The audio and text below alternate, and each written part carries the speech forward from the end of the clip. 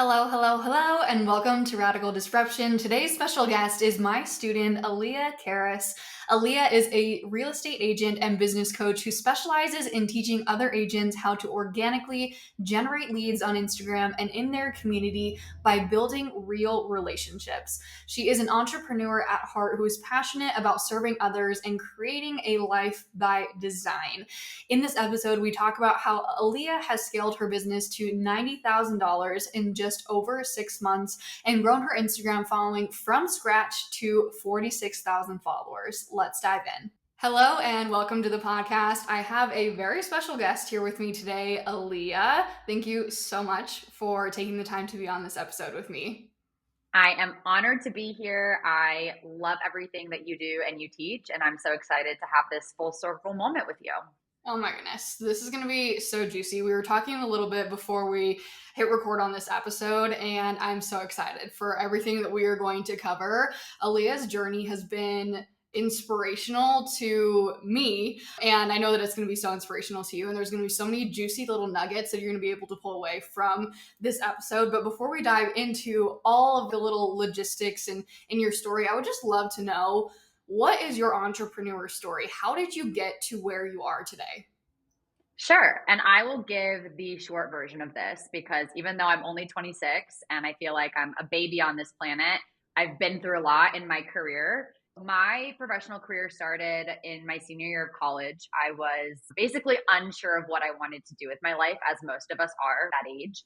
I was 21, and I have always been someone who's been motivated and passionate and driven, but I really was stuck for the first time in my life. So I made a random decision to get into real estate. The reason for this was actually my sister was giving me feedback. She's my younger sister, but she's like my role model. And she was like, I think you'd be really good at real estate. Like, you love business, you love psychology, you're great with people. You should consider it. So because I didn't have anything else going for me at the time, I was like, okay, that's fine. I'll go get my real estate license. I got my real estate license when I was 21. And obviously, this podcast is all about digital and online businesses. So I'm not going to take you through my entire real estate career and the success I had there. But the long story short of that is I started at 21 as a real estate agent here in the Midwest. And over the course of my first 4 years, I was able to have immense success comparatively to, I would say, the average agent in the market. I sold about 150 properties in those first 4 years, was making consistent six figures every year, and was named one of top 6 agents in my entire city, which is a really big city in the Midwest, under 40. And so I did all of that before I turned 25. And your listeners and you are probably sitting here thinking, okay, well, then why am I talking to you about an online business or digital space? You had this booming real estate career. And last year in 2023, so 2023 spring/summer, I had gotten to a point in my real estate business where I think most of us digital creators and online creators also get, which is I felt that I was ready to scale. And with real estate, I kept being told by my mentors, by the other agents in the industry, that the only way to scale was to take on more clients or to start my own team. Yeah. And neither of those was something I was really interested in. Again, at the time I was 20.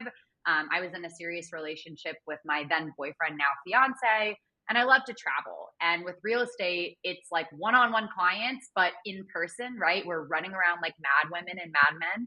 So for me, I got to this kind of breaking point last spring where I was like, I want to scale. I'm ready to scale, but what does that look like?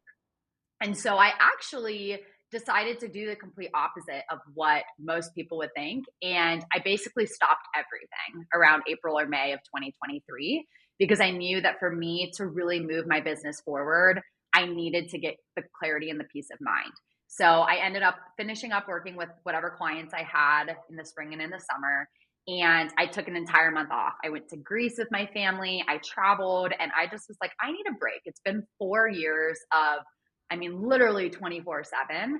And I wanted to get that clarity around what to do next. And so, long story short, that is how we got here. I started doing some reflecting and talking to different people, and obviously coming across people like you on the internet who were talking about sharing the value or the resources or the knowledge that you have and turning that into something that someone else can use to grow their own business or change their own life.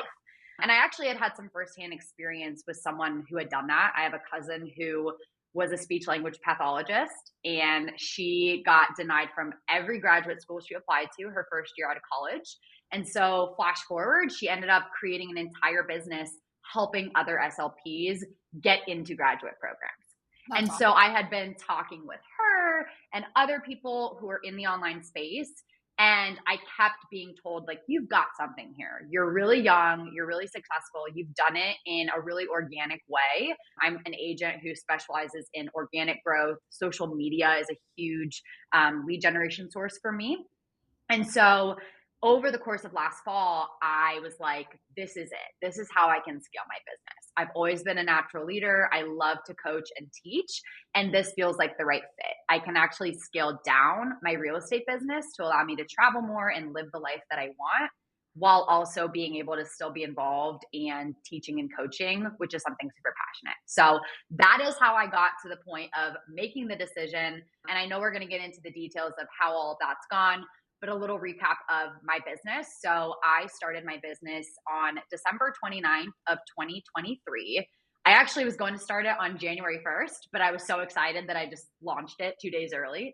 And so I started my coaching business called Business of Real Estate less than a year ago. So right now, at the time of this recording, for anyone who's listening later on, it is early October of 24. So it's been just about 8.5 months, 9 months since I started my business from scratch.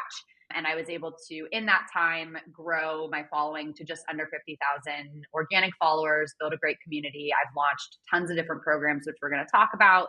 And then in about the last 7 months since I launched my first paid offer, I've made just about $90,000 in revenue, and happy to share all the deets on that. So that is where I'm at, and I'm ready to take this to the next level. And Maya has been my go-to for that. So thankful for her this year. And that's my story.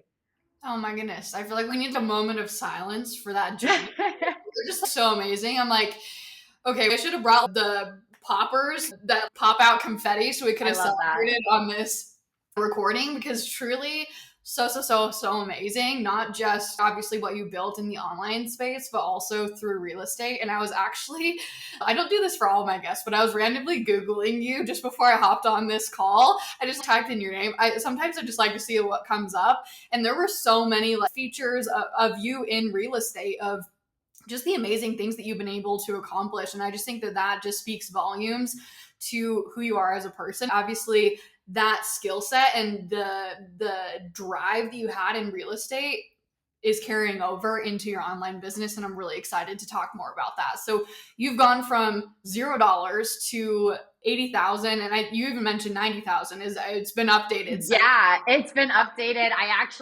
So I've got about 86,000 in revenue, like in my account as of right now, but I've got about another 4 or 5 in money that's coming in, hopefully in the next month, that is accounted for. So about 90,000 in revenue right Whoa, just growing so fast. I'm like, now. Yeah. Yes. you emailed me like, I don't know, a week or two ago. I think it was like 70,000. So we're just like moving quick. I love it. Yes.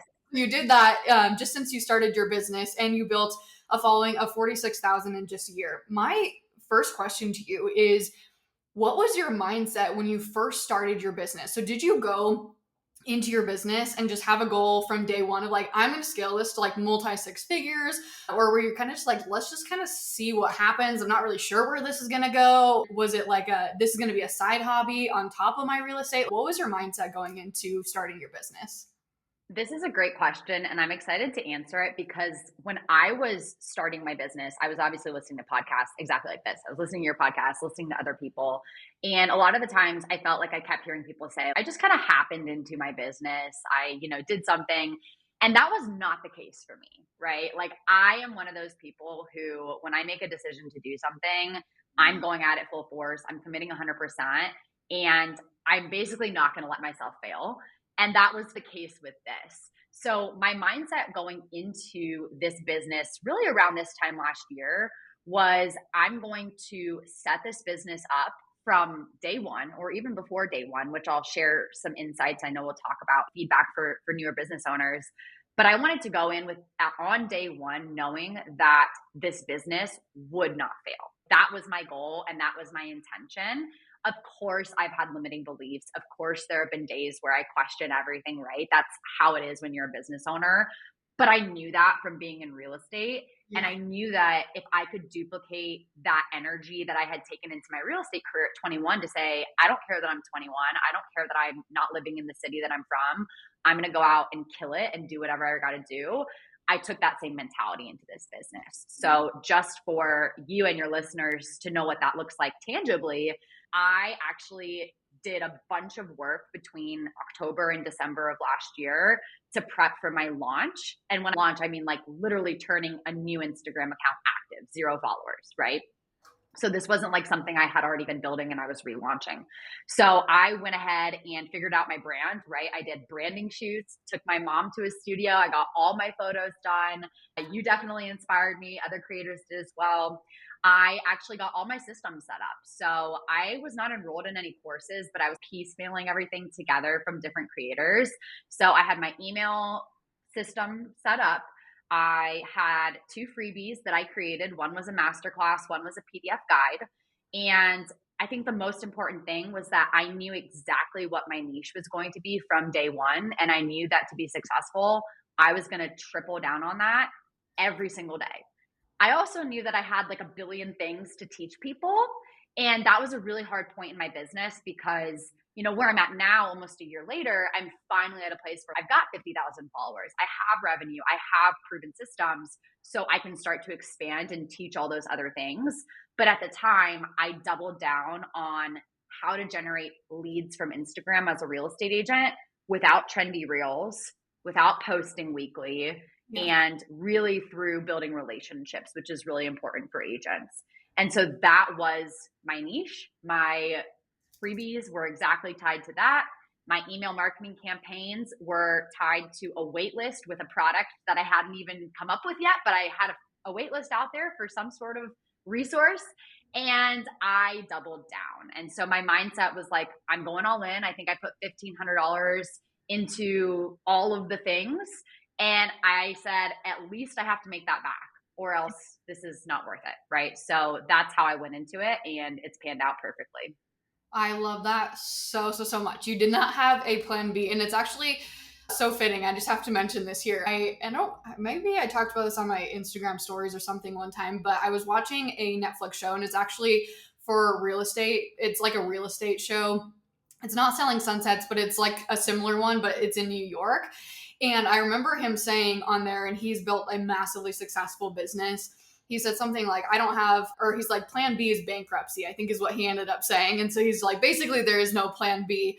And so I just love that, like, you went all in, and there's so much power in the all in energy of just like, I am going to figure this out no matter what happens. I'm going to give this my all, and there's no other option but to succeed. Like, when you put that type of energy out into the world and into your business, it's so different than the energy of, let's just kind of see what happens, or I'm not going to really tell anyone about this because I'm not sure if I'm going to succeed or not, right? And this is actually something that I talked about on my Instagram story or in my broadcast channel. I think it was yesterday. And I was talking about how so many people are afraid to dream because they're afraid to fail. And so they're like, oh, I'm either not going to tell people about starting my business, or I'm not going to tell people about whatever it is that I'm dreaming of, or whatever my goal is. I'm going to cut that dream in half because that seems a little bit more realistic. But you were just like, I'm going to freaking go all in. And that's ultimately what it does take to be successful. And something else that you said that I really loved is that you leveraged free resources to get you started. Like, obviously you paid for subscriptions and probably obviously like the studio that you took photos in, but you didn't purchase like a bunch of courses or programs or jump into one-on-one coaching to get started. You leverage those free resources. And there's a lot of people that don't have money to invest up front, but you're like, hey, I was listening to the podcast. I was studying people's Instagram accounts and looking at what their systems were. And you pieced things together until you got to the point where you could invest in those paid offers. And then I'm assuming that that's probably what helped you to then take your business to the next level.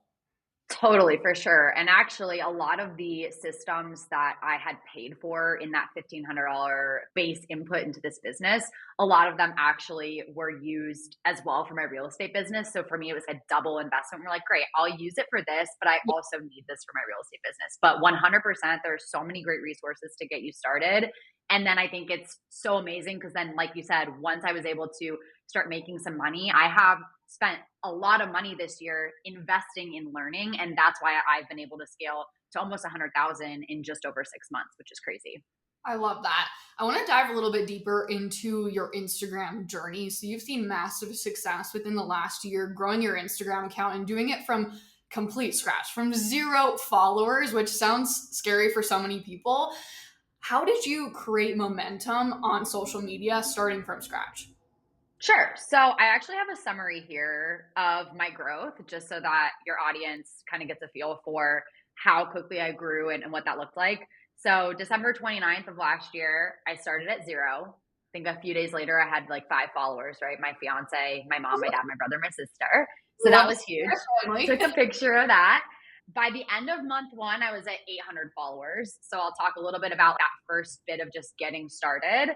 By the end of February, so March 1st, I was at 10,000. So it took me 2 months to get to 10. By the end of March, I was at close to 20. And then over the summer is when I hit that 30 to 40 range. The last 2 months, my growth has been a little slower. I know we're going to talk about a high ticket offer that I recently launched. So I was more in a double down with my current audience phase, Yeah. but I'm about 47,000 right now. So I saw a majority of my growth, I would say between months 2 to 6. And the way that I did that, so month one, I used a strategy that I don't even know if it's a real strategy. I came up with it in my own mind. But basically, I was like, all right, I'm starting a coaching business for real estate agents. I know there are other real estate agents out there that are offering similar type of content. Mine is very different because, again, I don't really teach reels, even though I obviously use them for this business, but I don't teach reels. I don't teach going viral. I teach relationship building in the DMs, that kind of a thing. And so what I did was I basically found other agents, like 2 or 3, that were doing something similar. And I started to really heavily interact with the people that they were engaging with, right? So anybody that was commenting keywords on their posts, I was like, well, this person's interested in learning. So let me go and engage. So I think I ended up following about 1,000 people within that first month. And my content was all that top of the funnel content. So everything was, I'm a 26-year-old real estate agent. I sold 150 properties in 4 years. I did it majority through organic relationship building. Here's how I can teach you to do it too, right? And so I was starting to just get some traction by actually going and engaging with people.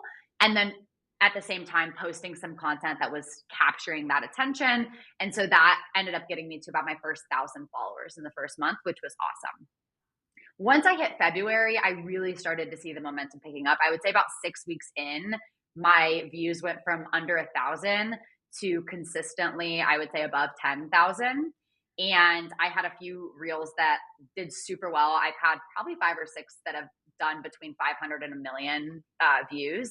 And a lot of those were coming at that time. I don't know if it was just because I was having a lot of momentum to my page or what, but that is really what I doubled down on for the first 3 months for that major growth to hit 10K.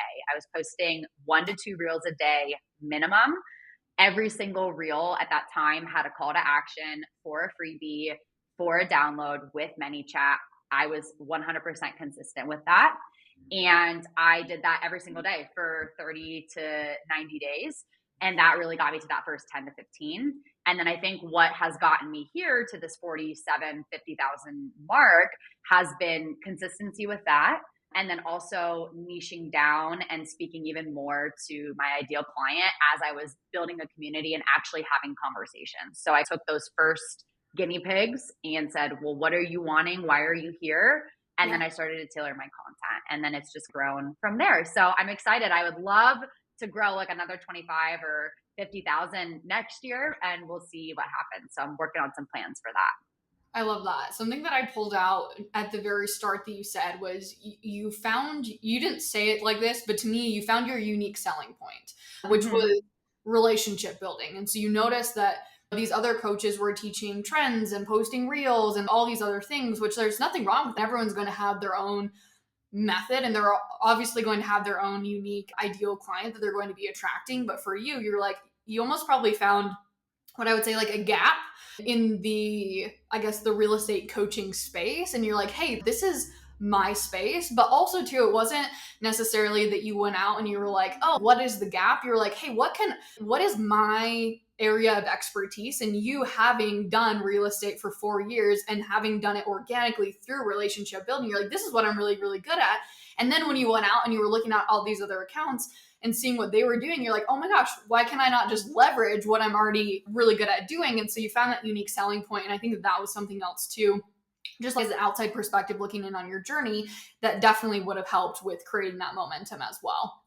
For sure. And I think if someone listening to this is a new business owner, or you have been in business and you feel like you're slowing or just not growing as you would want or scaling, I think one of the things is when you double down on something that you are really good at and there is a gap in the market, that is the perfect combination to have success. And I knew that, like I said, before I even launched my page. I was like, I know I've got something.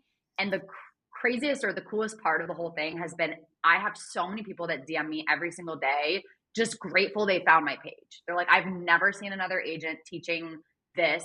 I don't like that model, right? And I want what you're teaching. And I'm so glad I found you. And so that's where I'm like, I know that this is going to be successful. Let's make it happen. I love that. I can't remember exactly what the saying is, but it's basically like when you niche down, you're going to attract the people that you like, that are your dream clients, but it's also going to repel people too. And I think that some people might look at your Instagram account and they're like, that's not how I want to do it. That's not how I want to build my real estate business. Maybe they want to do paid ads, or maybe they want to do the trends and the reels. And it's like, that's great. The way that you are showing up and the specificity that you have around your content and your approach is going to attract, but it's also going to repel. And that's how you ultimately build a successful business, because you can't please everyone at the end of the day. Something that I have a quick question on, because I'm super curious. You said that at the very beginning, you used call to action statements to get people into your freebies pretty much on every single post. Is that still what you're doing now? And is that still what you would, I guess, recommend for people who are starting out on their Instagram accounts? Yeah. So one of the things that I have been doing, and kind of funny because I know you've been starting to do it more too. Obviously, I follow you day in and day out, is trying to do more talking head videos as well. Because I was doing a lot of B-roll and a lot of educational or just like short videos. So a lot of my talking head videos, I try to do 1 to 2 a week, mix that in with the B-roll. That's probably been the last 3 months. Yeah. Those are really targeted at my ideal client, specifically for some of my mid or high ticket offers. And so, no, those do not have a call to action. Sometimes I'll do something like you do, where it's like, hey, comment something and, I'll give you feedback, or comment an emoji. But I've been trying to mix those in. And I think that's really important once you've built a foundation of a community. The other thing is I've been trying to do a mix and match and test different things with reels to carousel posts, using the call to action in the post versus in the caption. So I think part of it is figuring out for your specific community what works. Yep. I know my community of business owners, right? All the people that I'm speaking to, they want to grow their business, they want to make more money, and they want the free resources as quickly as possible. So for me, I have found that using ManyChat and having calls to action hasn't been a problem, like doing that on 90% of my posts. But I definitely could see where maybe if you're talking to moms or nutrition, maybe that building community is a better way to go. So I think it'll depend on your community, but that's how I've been approaching it the last few months, at least. No, for sure. I love that. And I love that you added in the little tidbit about the talking reels, because that's something that I'm leveraging my talking reels for as well, is more of that conversion content. So this is something that I talk more about inside of my membership, growth versus conversion content. So your conversion content is more aimed at your current community versus going out and finding new people and reaching more non-followers and getting views. Your conversion content is designed to get people into your offers. And so I love that you mentioned that in there, where you're like, oh, I'm incorporating this into my strategy. And I love that you mentioned that too, because I know that you are either currently in or you just finished up the launch of your high ticket offer. And I know that was definitely strategically implemented into your content strategy to help move people into that high ticket offer. So can you talk a little bit more about that, especially because you mentioned at the beginning you were posting anywhere between 1 to 2 reels a day. And now you're like, hey, because I was focused a lot on my high ticket offer and getting people inside of that, I did scale back in terms of posting. So can you talk a little bit about what your strategy has been in prepping your audience for that high ticket offer? And then also what it looks like in terms of how you're showing up on Instagram? Sure. So I think one of the lessons that I learned from you, and for everybody that's listening, I have been a part of Maya's Scalability program. And I did a 1 week intensive with her where we messaged back and forth about every and anything related to my business. And one of the things that you told me, and I don't remember which program it was in, but was like to evaluate what it is that you're doing and is that sustainable for your business? So I think before I even talk about the launch component of what content to share, that 2 posts a day was not sustainable. Yep. But in the beginning, I didn't have any offers. I had a really small community and I didn't really know what the heck I was doing. So for me, the only thing I could do was show up and post, right? Yeah. And that was the priority. So I think at that time, and even now, I obviously will talk about my high ticket program, but I'm going to go back into a bit of a build phase. Yep. There are times in your business where I think posting 1, 2, 3 times a day, as difficult as that is, it might be what your business needs. Yep. And then, like you mentioned, when you are prepping for a launch, especially of a high ticket program that's over $1,000, it's going to require different things, right? I had to have a lot more conversations in the DMs. I actually hopped on a bunch of different sales calls with people. I didn't really term them as sales calls, but like, hey, let's talk about the program, right? And so a lot of my time was on nurturing my audience to get people to commit to that higher ticket purchase. Yeah. And so when it comes to posting right now and during my launch, I still am trying to post once a day. I will say that is still a lot. I would love to get to the point next year and hopefully in the next few months where my launches don't require as much posting because my funnels are super shored up.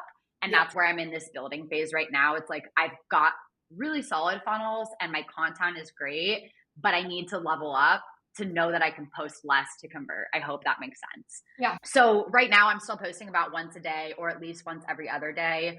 And like I said, it's a mixture of B-roll, which is obviously super easy. I also will go back and look at high performing reels that I've posted before and make new copies of those. So I think it's just finding ways to continue to move your business forward, but doing it more efficiently. And like you always say, it's like stacking income and stacking memories. And that's what I want to do. So part of it too is just you've got to figure it out and fail to be able to get better at it.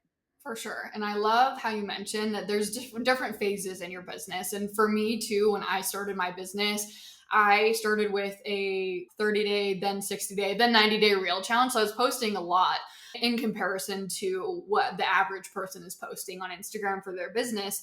And then actually after I started to grow my Instagram account, I actually scaled up to posting 2 times a day, sometimes 3 times a day, very similar to your journey as well. And then I got to a point in my business where I was like, this is not sustainable. With all the other things that are going on in my business, I was like, I cannot do this. But at the start of my business, I could because I didn't have the large clientele. I didn't have all these other offers that I was managing. I didn't have all the things that I have now in my business. I didn't have a team.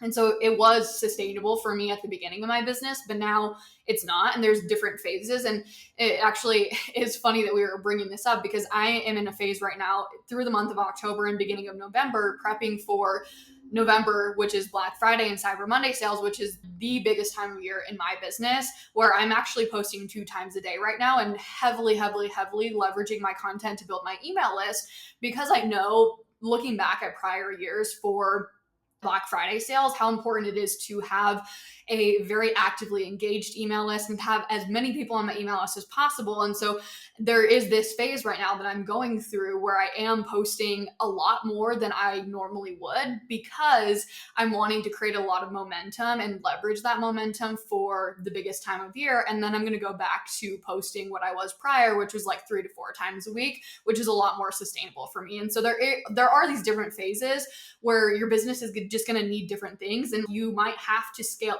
up in order to hit your goals, especially if you have big goals in a short time frame. So I just love that you mentioned that, where it's different phases. And I guess the word that I would use too is different seasons are going to require different things from you.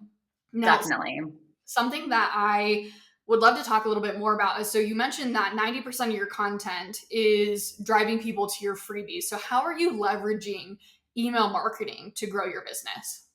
Yeah. So email marketing for me has been a huge eye opener, just to say the least, because in real estate, I feel like I was not using email marketing at all. I was staying in touch with my past clients and my friends, but this was totally new to me. So, a couple ways that I've been leveraging email marketing. Obviously, during launches, my email marketing is huge. And specifically, I typically set my funnels up to lead either to currently like a mid ticket or a low ticket offer, or during a launch, I will set my funnels up to lead to a wait list with something that's associated obviously with the freebie, right? So right now I just launched a new freebie actually yesterday, direct message starter kit, and I'm going to be launching like a mini masterclass training around Black Friday and doing a sale. So my current funnel there is from the freebie to the wait list, right? And so I've been leveraging the email list to both sell my offers, to create some urgency, right? So a lot of my freebies, they just run into a 6 to 8 email funnel where they get a timed discount on one of my programs. And then also my email list has been able to grow to a point where I find that my weekly newsletter emails are actually so important.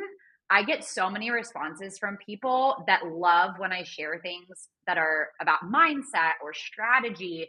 And so it's been a great way not only to sell, but to continue to build relationships. And that was something that surprised me because I thought for sure I would have so many people unsubscribing. I'm like, I hate getting emails from random people, but I get so many people that are like, I love your emails. I love being on your list. I love what you share. And that's been really refreshing and a big surprise. Right now in my business, I don't know if this is big or small. I have no way to gauge, but I've got just about 6,000 people on my email list. And that's pretty much just grown consistently over and over. So I would love to get to 10,000 within the next 6 months. That's my goal.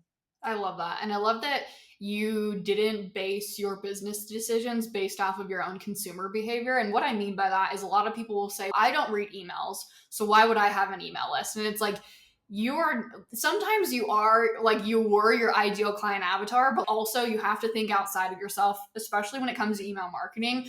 I am in between. Sometimes I'll read people's emails. Sometimes I won't read people's emails. Sometimes I'll subscribe and then unsubscribe. But ultimately, at the end of the day, email marketing is a huge, huge, huge asset to any business. And so I love that you were like, hey, I thought that people would just unsubscribe, that they wouldn't read my emails, but you're like, hey, I'm going to do it anyways. And so you've been able to leverage that, which I absolutely love. And something else too that you've shared with me is you've been able to generate an additional $2,300 since July 23rd using Tripwires. Can you talk a little bit about your strategy for Tripwires in terms of what are the price ranges of your Tripwires? What is the relation to your freebie? So like how closely related are the topics between the freebie and like the Tripwire? And what has worked really well for you? Yeah, so tripwires are something that I had no concept of until I joined Scalability. And for those of you listening who don't know what a tripwire is, basically it is when someone downloads one of your free resources or freebies, they automatically get directed to a sale page for some sort of smaller offer. So it can upsell in a way from a free resource. Yeah. And I was not doing this at all. I didn't even know this was something to do. And so when I got into scalability, that was one of the first things you recommended, I think, even in just the scaling to 5K module. Yep. And I'm not going to lie, I didn't do it right away because I was like, I don't know. I don't know if people would buy something that's on the back end of a freebie. I was afraid of being salesy, right? I just had all these kind of limiting beliefs.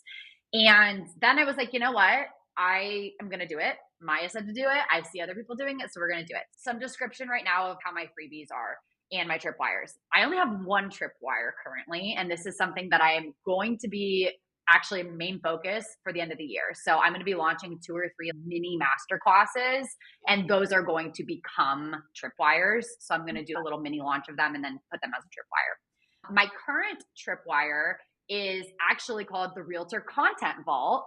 As you can see, I just love everything Maya teaches because she's got her own version of a content vault. But the reason I chose that, it's a PDF. It's got, oh my gosh, it's got a bunch of different resources for content. One of the reasons I decided to make that a tripwire in the first place, and I think this will be helpful for anybody that's thinking about what to make a tripwire, is I don't usually teach content. So that's not my strategy. Yeah. But I attract people that want to grow their business and want to grow their Instagram. And so every single day I get messages from people like, what do I post? How do I post? What do I do? And I'm like, I don't want to teach that, but I want to have a resource that is super easy and a no-brainer for people that are interested in that. I have my Tripwire Realtor Content Vault. It's $47, but if you get it during the Tripwire, right? So you get that, I think it's 30% off. So it's $33 if they get it right after the freebie. Yeah. And I think I'm probably closer to 3,000 now, even since I sent you those numbers. What I've seen is about a 10% conversion rate with that, which is amazing. And the other amazing part of a tripwire, and I actually had this happen yesterday, was for a couple weeks when I was doubling down on the launch of my high ticket offer, I wasn't doing a ton of funneling into my freebies. I was funneling into my wait list. I was funneling into the program.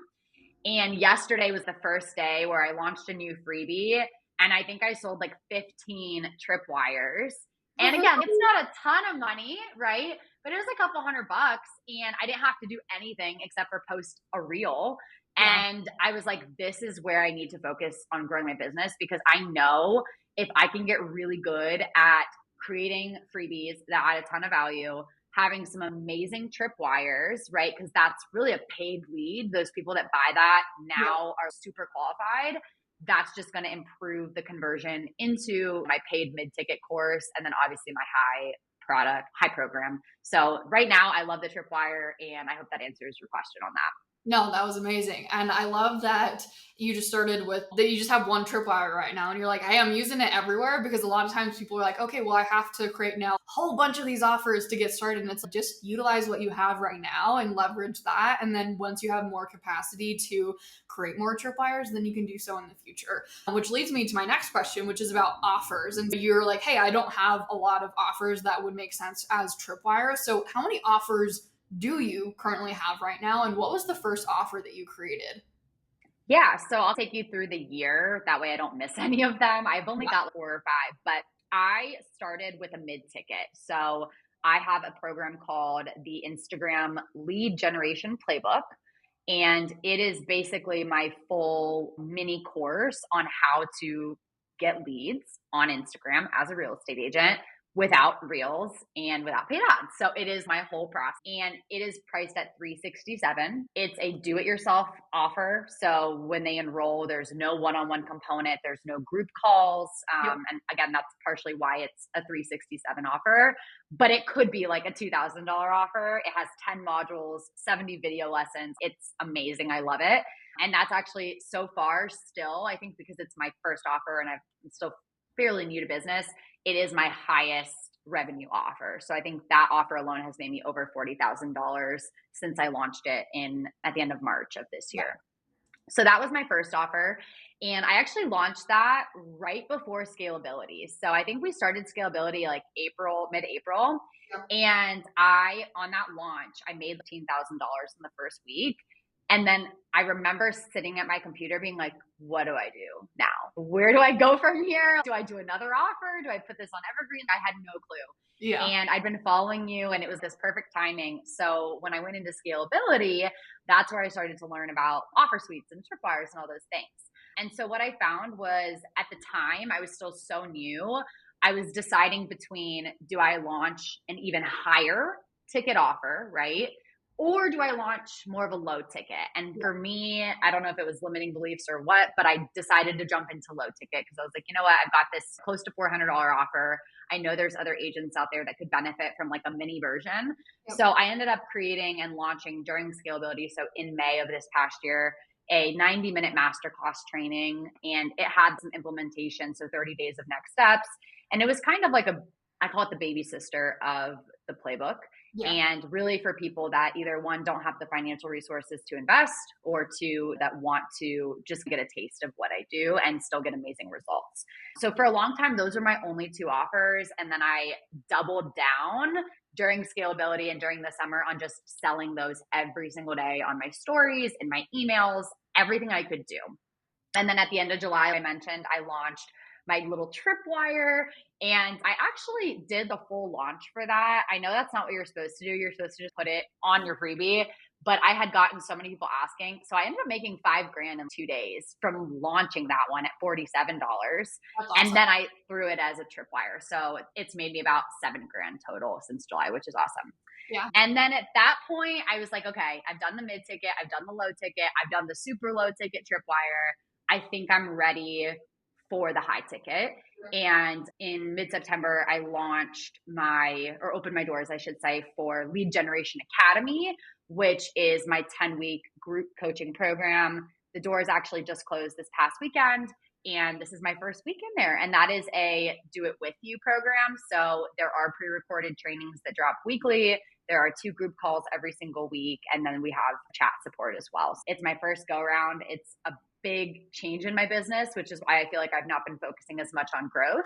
But those are my 4 offers right now. And like I said, I want to expand and grow. So my focus for 25 is more tripwires, some more topic specific masterclasses, and then potentially leveling up my high ticket offer, either relaunching it, increasing the price. I don't know exactly yet. So we're going to see how this first round goes. I love that. Where do a majority of your sales come from? So you were talking about you had your, what I would, I guess, consider, well, maybe you wouldn't consider it your signature offer, but the very first offer that you created, so that $300 offer, and then you had your lower cost offer, and you said, I was just selling those daily. Where were you selling daily, and where do a majority of your sales come in? Definitely. So I think the biggest 2 for me are obviously email, right? So I'm constantly selling there weekly, whether it's in my newsletter or different campaigns that I'm doing. But most importantly, I really think stories has been where I've sold the most. Obviously, people might go into my funnel, they download my freebie, and then it's a combination of both, I guess you could say. But I've built definitely the most relationship and the most excitement in my stories. And I actually was looking today. I have implemented a couple of the strategies that you and some other experts teach about not clearing out your page, letting it refresh, no posts, posting a really specific call to action for a freebie. And like even today, I have 7,000 views on my story that I posted yesterday, which is a lot more. Normally it's like 1 to 2,000. So I do that a lot, funneling people into new freebies, sharing tons of testimonials. There's so many ways you can sell on stories.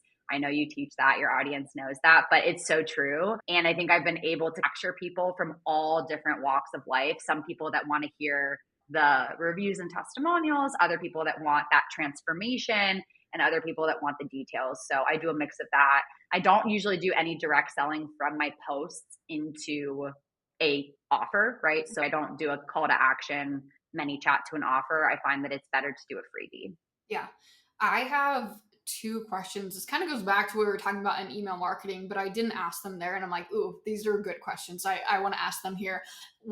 My first question is, what types of freebies do you have? Are they PDFs? Are they challenges? Are they webinars? What types? And then my second question is, actually, I'll just ask that first question and then we'll talk Okay. question. I don't want to overwhelm you. No worries. So when I first launched my business, I had 2. I had a 30-minute training, and it was 5 simple ways to generate leads from Instagram.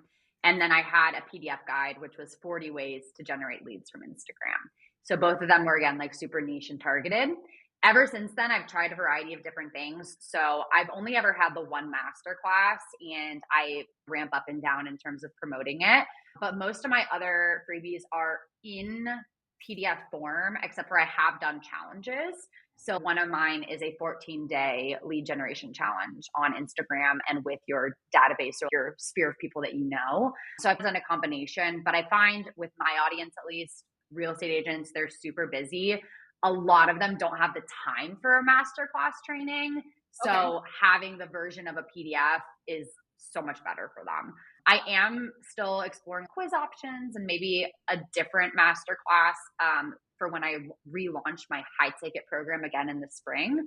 But Yeah. right now, PDFs have been the best for me. I love that. I love how you looked at your audience too, of their capacity and like the way that they're consuming freebies, because that's also something that I see ring true for other niches where it's they I'm trying to think of a random example. Sometimes moms don't have a lot of time to sit down and watch an entire masterclass, and so it would be better to have a PDF for them. And obviously, that's not going to be the case for every single audience, but I love how you looked at it in terms of what type of freebie is going to be best based off of their capacity and the time they have to be able to spend. My second question for you is, do you find it less effective to share your freebies since you post about them so much? Do you ever feel like you've exhausted your audience because you're just constantly talking about these same three freebies over and over and over again? Totally. And actually, I listened to the last podcast that you had, podcast guest, where she was talking about conversion. And I was like, I resonate with this so much because I do, especially my master class. I was going so hard on that for the first 6 months of my business, where I felt like I needed to just take a break only because my audience is only so big. Everyone's audience is only so big. And so it's like at some point, everybody has, but then reintroducing it after a few months of it not being promoted, I found has worked really well. One of my PDF freebies I found has consistently done well. I think it's because it's really general. It's a really great product for my niche. And so that one has maintained the entire time. But Yeah. I'm always introducing new freebies, trying different things. I don't like having more than two or three at a time, but I have realized recently that to grow and scale my business, I need to continue to offer free value. And part of that's going to come with having to create new freebies. And a lot of that is challenging because that's the top of my funnel. So I take it seriously and Yeah. want to make sure that I'm not sharing freebies that have been over exhausted, but that I'm also sharing things that are relevant and I'm not just pulling things out of thin air to have something new. No, I love that. I created two new freebies, I think in at the end of 2023, right before I went on maternity leave. And I have gotten to the point now where I've talked about them a lot, where people are still joining them, but they're not joining them at the rates that they were joining them prior, like when I have call to action statements. And so I actually just launched two new freebies. And so I am with you on that one too, where I like to promote 2 to 3 freebies at one time. And so what I do now that I think I have like 7 freebies, so I'll just rotate through them. And the exactly what you said, where it's like you take it away, you don't focus on it, and then you bring it back, and people are like, "Oh, this is new," and you're like, "It's not new, but it feels new because you haven't seen it Yes. in some time," and so that works for me. Or the other thing I found too is like they forget that they were even in it or that they downloaded it before. So they'll Yeah. download it again. I literally will go into DMs with people and I'm like, you've downloaded the same freebie 7 times. What are you doing? But sometimes it takes that many times for them to actually put their info in, get the PDF and implement. So yeah, Oh, totally yeah, true. no, I have that all the time too, where people are like, "Why am I not getting this email?" And I'm like, "It's because you already got the email with the free." Looking back on their account, I'm like, "You got this in like October of 2022, but you're trying to download it again now." Yes. It just goes to show that you're obviously doing something right, which is great. So Thank you. I my last question around selling, going back to selling. So we circled around. I wanted to talk about the freebies there, but I want to get back to selling. Do you ever struggle with knowing what to say when you sell so that it converts? And is there any type of selling or structure of copy that you found works really well for conversions? Yeah. So I think one of the things I learned as a real estate agent is, and this is something that so many online professionals teach as well, is that you have to sell to all the different personalities, right? So I learned how to do that through what we call the DISC assessment. And the DISC assessment is kind of like these 4 main categories of personality. And so I was really used to tailoring my real estate sales, right? My personal pitch of why you should hire me as your agent based on the person's personality. And so as I got into this business, I really have tried to embody that. It is a challenge for sure to know what to say because I'm definitely someone that's all about the numbers, the logic. Like, I'm not an emotional buyer at all. I will look at something for months before I pull the trigger. And so a lot of the time I tend to like overshare on my stories or in my emails. I give too many details and that becomes overwhelming. Yep. So for me, it's actually been less about what to say and more about I need to tap into the emotion of my potential clients and figure out how to speak to them in those different ways. And so I think the key too is when you are able to do that, you don't feel like you're being repetitive as much. I will say, like, the last 2 months, I've been launching this high ticket program. And so I feel like I'm like, oh my God, my audience hates me. Like, I've been talking about it every single day. But I realized that one day 4 people would sign up because my message really spoke to them. And Yeah. then the next day, a different type of person would sign up. And so it is really important.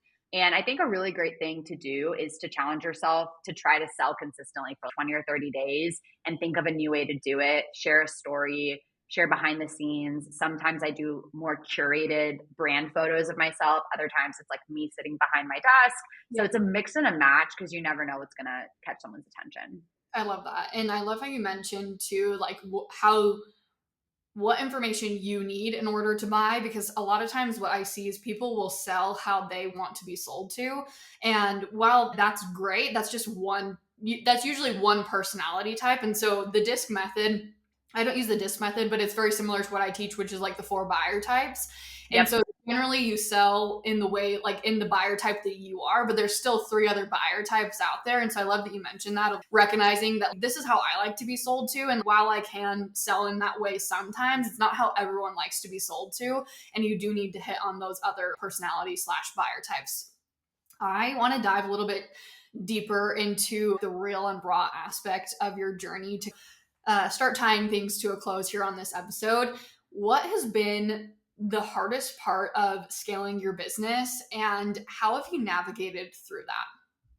So for me, it's definitely imposter syndrome. And that's something that I dealt with even in my real estate career, right? I would go into a listing appointment with a potential home seller and I'm 21 and I'm like, why the heck are they hiring me? Right. And so I had all these negative thoughts. And that has also carried into this business. And I think it's really relatable because, one, when you're in a digital online space, especially if you're newer, you are new to selling programs and you don't have the credibility. So even though I knew my strategies worked, Yeah. I didn't have the credibility of now I have over 500 paid students and I've got 6,000 people on an email list in a community of 50,000. So I don't have as much imposter syndrome anymore. But I think that that's just a natural part of the initial launch of the business. Yeah. Something I've felt as I've been growing and scaling is a new version of imposter syndrome. And I can't remember if it was you or another business owner that I listen to often, but talking about, I think it was you, talking about how what you need in your business and like where you're at is different than where your students are at. Yep. And that's been really hard for me because I teach real estate agents how to grow their business, how to scale. And I'm actually not doing that in my real estate business, right? I'm actually scaling down so that I can scale this business up. Yeah. So I don't have the luxury that some online business professionals have, which is like, oh my God, I made $1 million this year. You can make $1 million too. I'm actually scaling down, but I'm teaching the strategies that allowed me to have that success in those first 4 years. And so I do have a lot of negative thought about that. It's not that I'm not practicing what I preach, but my business is moving in a different direction. And so I've had to just overcome that and realize it doesn't matter what I'm doing now. I've been there, I've been in their shoes, and I have the knowledge to share. And that's all that matters. And if someone wants to judge me or not hire me as their coach because I'm focusing on coaching and not focusing on selling 50 homes a year, then that's on them and that's not my thing to worry about. They can go hire another coach. So that has been probably the hardest part of scaling, is just overcoming some of those imposter syndrome feelings and limiting beliefs. I feel like a lot of people struggle with that at the beginning of their journey, especially around the imposter syndrome of I don't know what to talk about, I don't know what to post, I don't know what offer to create that's going to sell well. I'm afraid to be a beginner and be seen as a beginner. So what advice would you give to someone in that position who is feeling that imposter syndrome, especially because they are at the start and it's all very new to them? Yeah, so I have this thing, I don't know where I learned it, but I call it the second thought. And basically, what I do is I allow myself to have that first thought because that's just natural. We as humans are never going to be able to not have negative thoughts or talk poorly about ourselves. And I'm a type A perfectionist, oldest daughter, Capricorn. So for me, pile it on. But I have learned, especially this last few months, to have a second thought. So it's really about self awareness and it's about realizing that it's normal to have those thoughts. That's your ego trying to protect you, that's you trying to stay comfortable. And then we have the ability to choose to have a second thought and to approach it differently. And even just a recent example, so I launched my high ticket program. I opened the doors, I should say, on September 16th. It was a Monday. And I remember the day before I opened the doors, I was obviously like prepping. It was a Sunday. And I remember just being so scared. I was like, no one's going to buy this. How can I possibly charge $1,000 or $2,000 for an offer? Am I a crazy person? And I remember at the end of that day, I was like, you know what? It's okay to feel that way, but I'm going to have positive energy moving forward. I'm going to go into this knowing that if I try my best, the best will come. And that was what I ended up embodying. So it was like having that second thought. And my goal was to have 20 people enroll in this high ticket program. I ended with 25, which I was mind blown. And the great part about it was that on that Sunday before I launched and opened the doors, I had told myself, okay, even if I have one person enroll, that is a win. And Yeah. so it was really just having that second thought. So my recommendation is really focus on self awareness, whether that is you journaling, taking time to yourself, and then letting yourself have those thoughts, having grace, and then really moving into that second thought where you're back in control and in the driver's seat. I love that so much. That and that actually might tie into my next question, which is if you go back and give yourself any one piece of advice at the start of your journey, what would it be? Gosh. Okay. So there's a few things. One of the things I've learned, not just in my business, but in life, is to choose faith over fear. And that's something that, one, I wish I would have done even sooner in my businesses. But I have been someone where I've gone through a ton of different hardships in my life. I've had phases where I've had to walk away from different things. For example, I was a collegiate basketball player and I chose to graduate early and not play in my senior year. And I had so much fear around that, but I had the faith that I was making the right decision, right? And that led me here and the same thing. And so I think for me, if I could go back and tell myself or any new business owner, it's like when you're in that moment of fear and you're super scared, it's because you are in the place where that growth is going to happen. So you just have to have faith that if you show up and you do what needs to be done, it's going to happen, right? But I think simultaneously, I'm a big, right? I feel like I've manifested a ton of things in my life.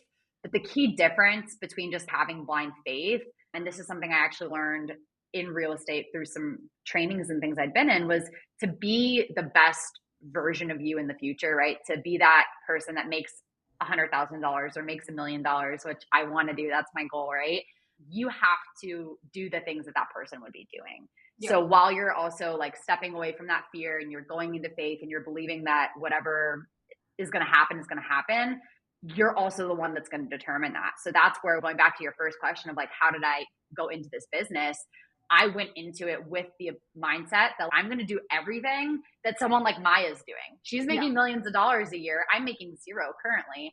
But if I want to become someone like Maya or become a successful business owner, I've got to do those things now. And so I think it's that combination of choosing faith over fear, becoming your future version of yourself now that will result in, I think, the best success. And I'm just so proud of myself for being here because I've gone through some hard things the last couple of years, and it's those mindset and changes that I made that have gotten me here.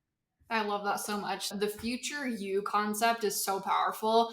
And this is something I talked about inside of scalability, but whatever that goal is, if you're thinking to yourself right now, anyone who's listening, I want to hit $100,000 months. It's like, what would $100,000 insert your name be doing? What would $100,000 Maya be doing right now? What would $100,000 Elea be doing right now?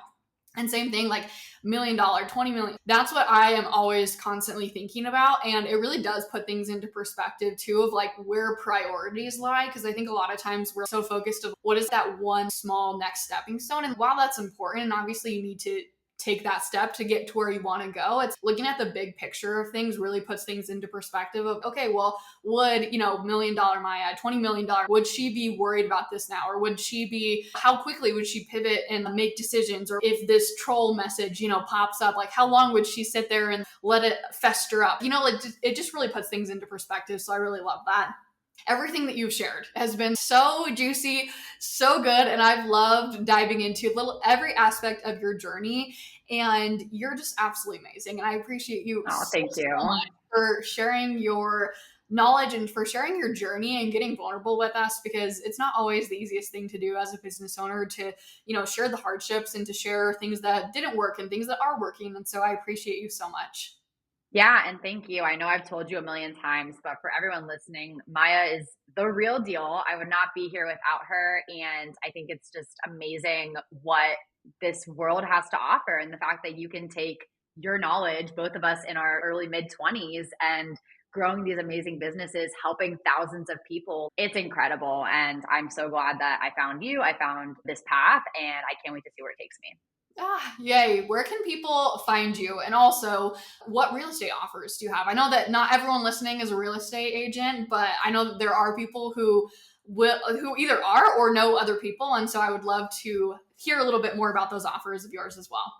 Sure. So I have, like I said, I have a couple of Instagram based products and offers for real estate agents. So that's my playbook, my program called Jumpstart, and then my realtor content vault. So all of those can be found either on my social media page, which I'll note here in a second, but I also have an incredible website. And it's with Elea, so WITHELEA.com. And everything is on there in my shop.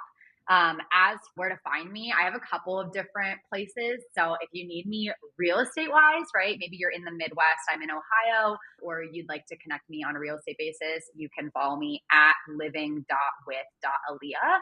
That is my real estate agent page. And if you are wanting to learn more about my online business or anything, that is at business of _ real estate. So those are my two Instagrams, my website. And I think that's it. That's the main places. And all of that will be linked down in the show notes as well. Thank you again so much for being here. And I just love and appreciate you so much. Thank you. Have a great day.